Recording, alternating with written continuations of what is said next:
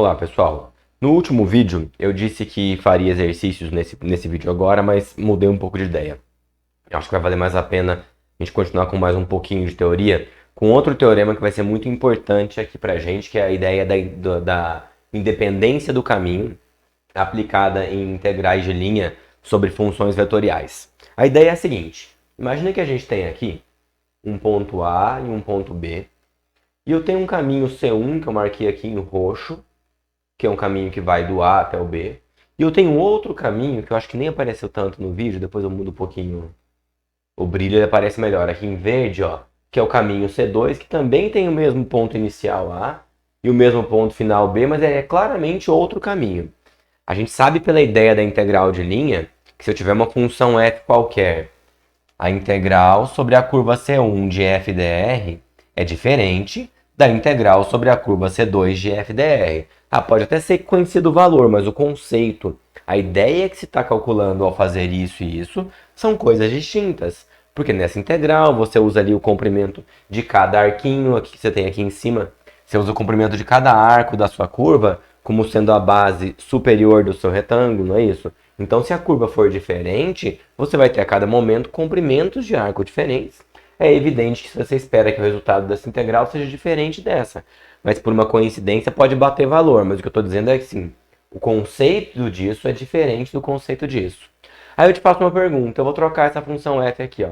Eu quero saber agora a integral, tá acabando a tinta, sobre C1 da função ΔF dr em comparação com a integral sobre C2 da função gradiente de f, eu chamei de delta aqui agora há pouco, dr. Gradiente, ó. E se não fosse uma função genérica f qualquer? Se eu trocasse essa f pela função gradiente de alguém. Se aqui fosse a função gradiente de f e aqui fosse a função gradiente de r. Ora, no vídeo passado nós vimos que se aqui for a função gradiente, você tinha a ideia do teorema fundamental do cálculo. Qual seria o resultado disso aqui? Você ia parametrizar o seu C1 e C2 em AB. Veja que o AB para os dois casos vai ser o mesmo. Esse era o segredo do que eu estou querendo dizer da independência do caminho. São dois caminhos não completamente distintos. São dois caminhos com o mesmo ponto inicial e o mesmo ponto final.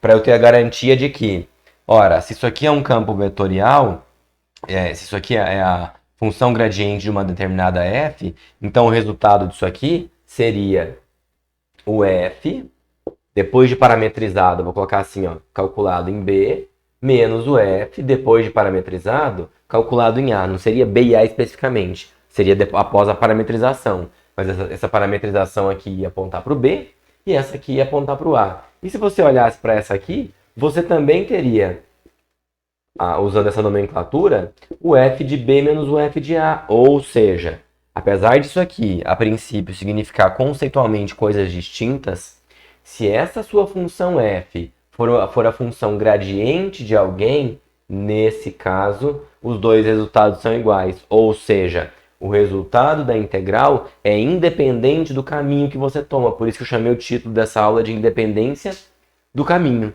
Dada a integral do campo vetorial de alguém, você não depende do caminho para saber aquele resultado. Ou seja, você pode inclusive facilitar o caminho se isso for melhor para você. Você só vai depender de quem é o seu ponto inicial e quem é o seu ponto final, por conta daquele teorema fundamental que nós vimos no vídeo anterior. Eu vou continuar com algumas consequências dessa ideia para o lado de cá, mas eu vou dar um pause rapidinho só para trocar a carga da minha caneta, porque vai para o espaço já já e volto em menos de um segundo. Voltando. Eu ia escrever junto com vocês, mas para a tinta poder descer eu já acabei escrevendo tudo ali para ficar melhor. Então as duas consequências que eu queria comentar com vocês são, a primeira delas, ó, a integral de f integral de linha de f em torno de uma curva C dr é independente do caminho se e somente se essa integral de f em torno de uma curva C dr for zero para todo o caminho fechado C. O que isso quer dizer? Vamos traduzir com calma. Você pode falar que essa integral aqui é independente do caminho se e somente se, ou seja, vale afirmar nos dois sentidos, quando isso aqui acontecer. Ó. Uma condição é necessária e suficiente para outra. Olha o que está dizendo aqui. Ó.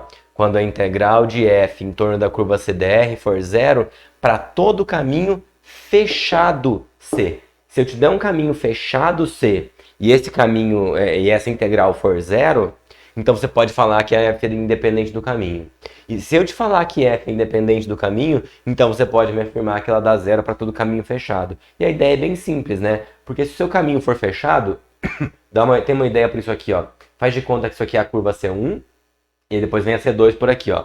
Quero fazer um caminho fechado. Se eu quiser fazer a integral num caminho C, que seria os dois juntos aqui, ó, parte na parte de cima roxa, depois faz a parte verde, você vai voltar para o ponto inicial. Como é que você poderia fazer isso para não colocar o mesmo ponto inicial e final aqui, que não faz muito sentido? Você poderia fazer a integral pela curva C1 do A até o B, e depois você faria a integral pela curva C2, só que do B até o A. Você faz a soma dessas duas, pronto, você fechou o caminho. Só que olha só, se você fizer do A até o B, o resultado que você vai ter na primeira que eu falei, ó, vai ser o f de B menos f de A.